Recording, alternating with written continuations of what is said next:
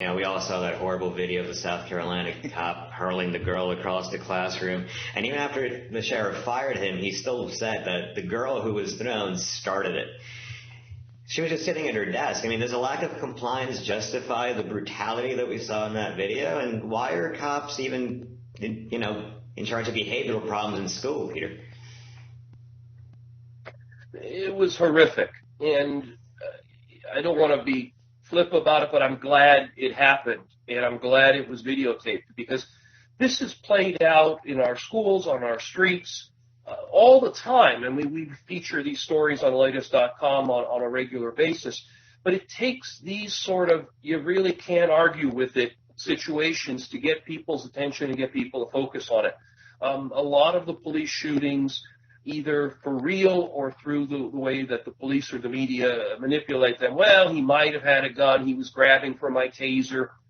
They sort of leave an out for people who want to blindly support police violence, or even people who want to feel they're trying to evaluate these things. But when you see a 200-pound cop throw a high school girl to the floor for really no reason, it's real hard to argue that there's anything about that that's right. And I think it's these kind of dramatic episodes. If you think back, for example, to the Occupy movement, there was one of the great images was of a campus cop at one of the California schools walking down a line of seated protesters, spraying them right in the face with tear gas. And those images stick in people's minds and are so unambiguous that hopefully they can kick off a more rational conversation. You know, people are saying, you listen to conservative talk radio in particular, well, the girl assaulted the police officer, or she was not being compliant in the sense that even the sheriff said that, even as he fired him. Yeah, I mean, you just can't.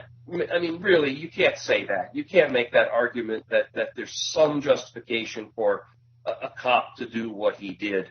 And now, finally, in the age of ubiquitous video, we have eliminated the whole pile of bullshit that plagued particularly the African-American community for decades, which was the white cop sitting in the witness stand saying, Your Honor, nothing untold happened here.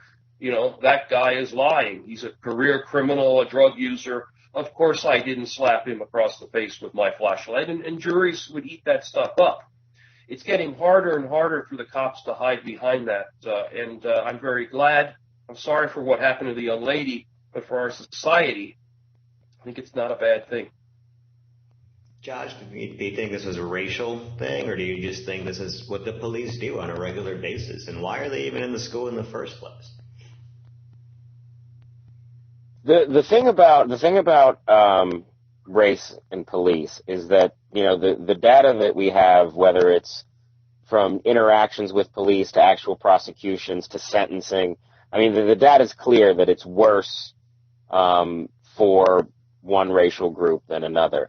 However, I do think that just because that is the case, and that is a problem, I think that what we saw in that video was just a police with non-police. You know, the idea that, you know, compliance is the law. I mean, and it isn't really, but to the officers it is. And a lot of times Peter's right. Someone's record, lack of video, the officer's word is going to be taken every time. Even when there is video sometimes that clearly shows the situation wasn't nearly as life-threatening as perhaps they have said, it still goes the police officer's way. And what I find interesting is that because of the sort of polarized times we live in, it has to become a fucking team sport, and I don't understand why. You know, you're either against cops or for delinquents. I mean, I'm for the Fourth Amendment and for, you know, the idea that American citizens have rights, and that if you are an officer of the law, if you're entrusted with that power by people, you need to have, at the very least, the discretion of when to employ force like that. I mean, I don't know exactly what the lead up to the incident was. I defer to you guys on that one. I would just say that there has to be, for this and for almost every other story we see, there has to be a way to de-escalate these things. If someone's pointing a gun at you, sure, then yes, it's time to draw your weapon and defend your life. But if someone's just giving you attitude, then maybe part of the training should be, okay, you let them get that over on you, because if you need to, you could shoot them. It should be less about justified, more about whether the use of force is necessary. And in that video, the use of force was completely unnecessary.